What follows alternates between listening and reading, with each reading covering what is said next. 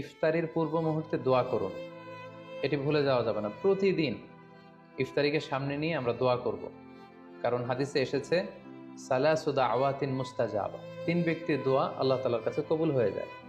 এই দোয়া আল্লাহ কখনো ফিরিয়ে দেন না। এর মধ্যে একটা দোয়া হচ্ছে দাওয়াতুস সাইম, রোজাদারের দোয়া আল্লাহ কখনো ফিরিয়ে দেন না। দাওয়াতুস সাইমি মাকবুল, এটা আল্লাহর কাছে কবুল হয়ে যায়।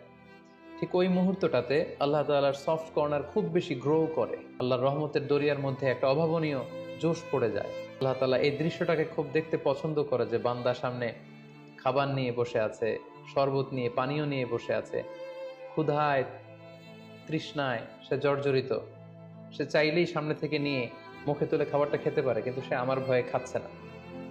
তখন আল্লাহ তাআলা এই দৃশ্যটা দেখতে বড্ড পছন্দ করেন। ঠিক এই মুহূর্তে আপনি যখন বুদ্ধি করে আল্লাহ তাআলার কাছে চাইতে শুরু করবেন, কায়মনো বাক্যে চোখের পানি ছেড়ে, আপনি চাইতে দেরি হবে, এই দোয়া আল্লাহ তাআলার কাছে কবুল হতে দেরি হবে।